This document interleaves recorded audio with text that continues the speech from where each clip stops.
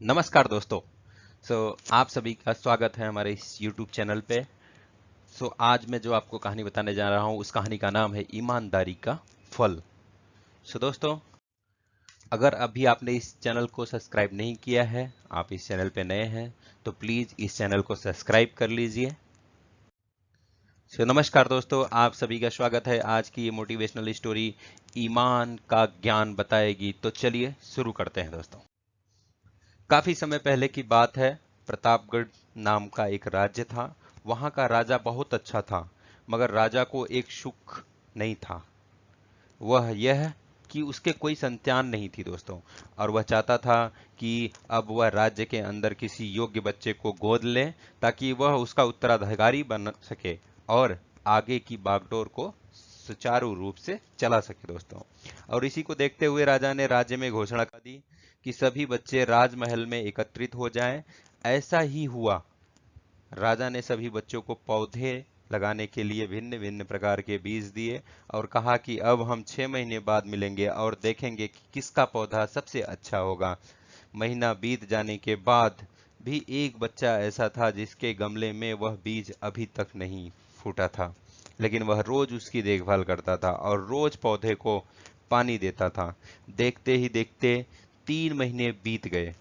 बच्चा परेशान हो गया।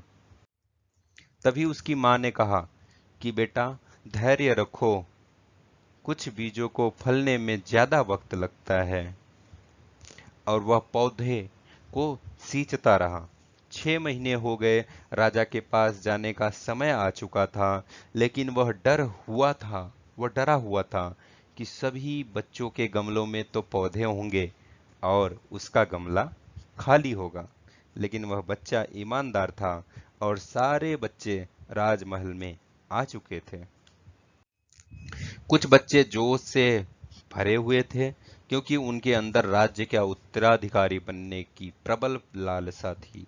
अब राजा ने आदेश दिए, सभी बच्चे अपने अपने गमले दिखाने लगे, मगर एक बच्चा सहमा हुआ था क्योंकि उसका गमला खाली था। तभी राजा की नजर उस गमले पर गई। उसने पूछा, तुम्हारा गमला तो खाली है। तो उसने कहा, लेकिन मैंने इस गमले की 6 महीने देखभाल की है राजन।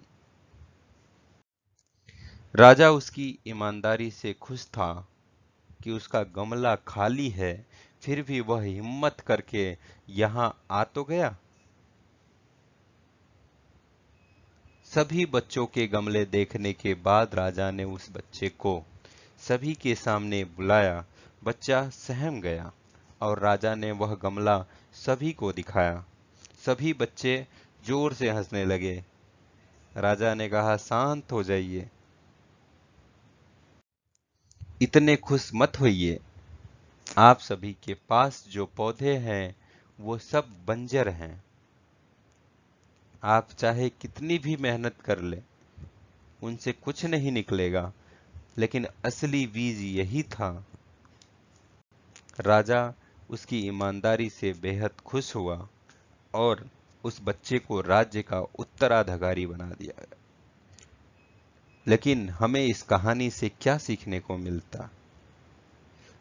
मेरे हिसाब से अपने अंदर ईमानदारी का होना बहुत जरूरी है दोस्तों। अगर हम खुद के साथ ईमानदार हैं, तो जीवन के किसी न किसी पड़ाव में सफल हो जाएंगे, क्योंकि हमारी औकात हमें ही पता होती है दोस्तों। हम खुद को पागल बनाकर खुद का ही नुकसान करते हैं दोस्तों। दोस्तों, ये हमारी शॉर्ट स्टोरी आपको कैसी लगी, जरूर से आप कमेंट करके बताएं। और इस चैनल को ज़्यादा से ज़्यादा लोगों के शेयर करें। और इस चैनल को अगर अभी तक आपने सब्सक्राइब नहीं किया है, तो प्लीज़ इस चैनल को सब्सक्राइब का बटन दबा के सब्सक्राइब कर ले दोस्तों। दोस्तों, यह कहानी शॉर्ट मोटिवेशनल स्टोरी थी। Thanks for watching this video. Thanks a lot. Thank you so much.